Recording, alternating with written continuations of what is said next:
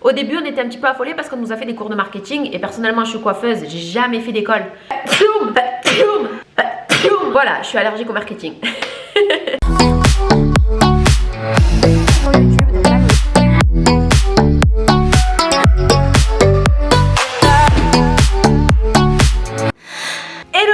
J'espère que tu vas bien. Aujourd'hui, je fais un petit retour sur la formation de Community Manager que j'ai suivie chez IMCI Formation. Si tu regardes cette vidéo, c'est que tu sais déjà à peu près quel est le rôle d'un Community Manager. C'est un couteau suisse. Globalement, il gère les réseaux sociaux d'une marque ou d'une entreprise. Il crée du contenu pour Instagram, Facebook, YouTube, TikTok et j'en passe. Il fait du montage vidéo, des retouches photos. Désolé, il y a de l'orage dehors si vous entendez du bruit. Il gère la réputation de la marque sur les réseaux, anime la communauté, crée des événements, raconte l'histoire de la marque, fidélise, publie et il fait remonter des idées pour la création de futurs produits grâce au retour client. Et j'en passe. Je l'ai dit, c'est un couteau suisse. Il analyse également le concurrent pour créer une stratégie de vente et développer la marque. Bref, il sait tout faire.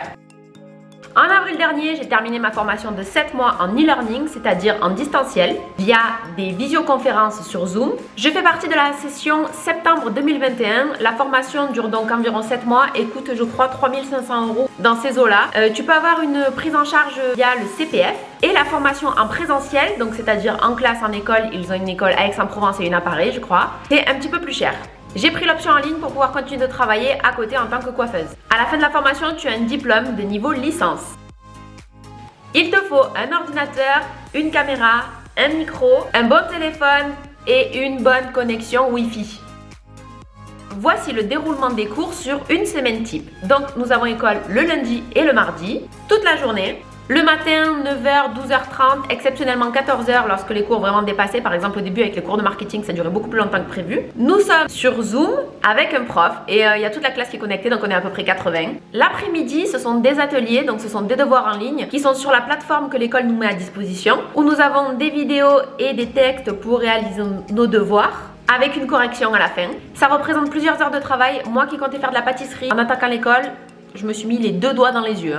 C'est très intense. Le jeudi après-midi, une semaine sur 2, nous avons des TP de 13h30 à 17h30, 18h. Nous sommes départagés en 2 groupes avec notre tuteur. Pour ma part, c'était Clément. Coucou à toi, si tu passes par là. Nous faisions donc des ateliers, des travaux de groupe.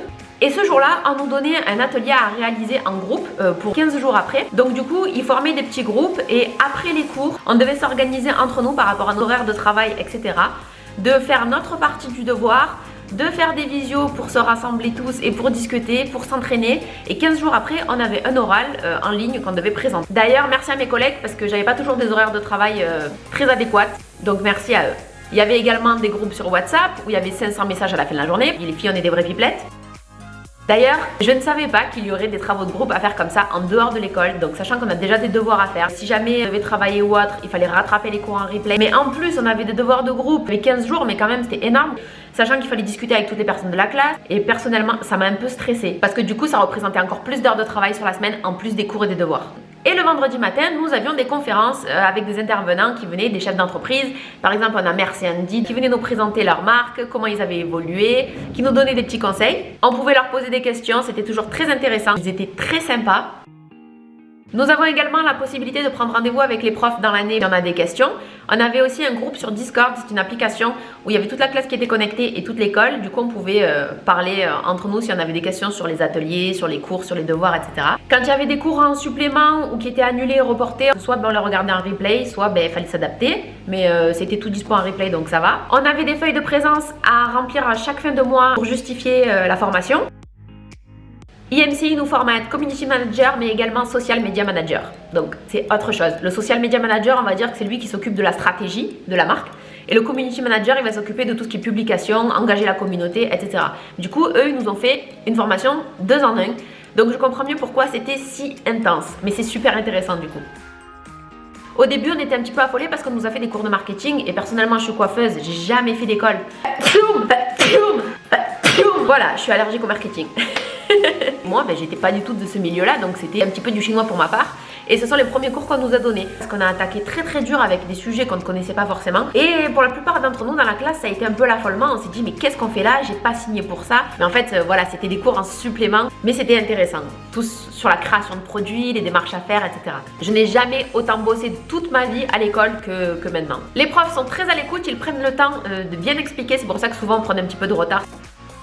Un des petits points négatifs, pour ma part, c'est que on nous faisait faire des ateliers de groupe, mais du coup à chaque fois quand on tournait en groupe comme ça, on avait une partie à faire chacun.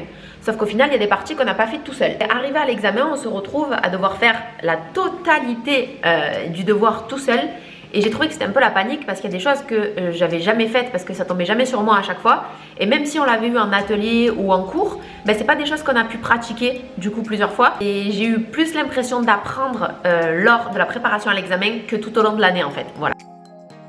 Alors la formation, ils te la vendent un petit peu comme quoi tu peux travailler à côté. Alors certes, c'est faisable, tout est possible dans la vie, quand on veut, on peut. Mais quand même, on y laisse des plumes parce que personnellement, je suis coiffeuse à mon compte. Il y avait la formation à faire, donc les cours, plus les devoirs, plus faire les courses, faire le ménage, gérer une vie de famille. Donc ma famille, ils m'ont pas vu pendant 7 mois.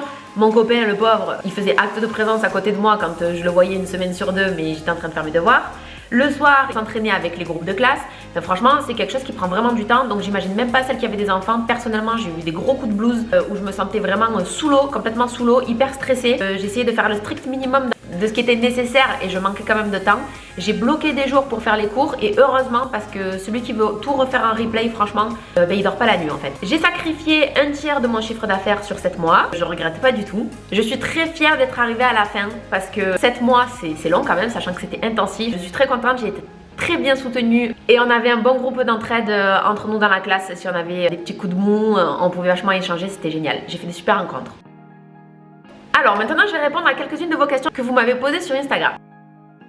Donc pourquoi avoir fait la formation? Parce qu'il y a un an, on m'a proposé un contrat de community manager avec une marque de coiffure avec laquelle je travaillais. Du coup, je me suis dit, voyons voir, je vais me renseigner un petit peu sur ce travail. La formation est très complète, j'ai appris énormément de choses. Community manager, c'est pas simplement publier sur Instagram, publier sur Facebook.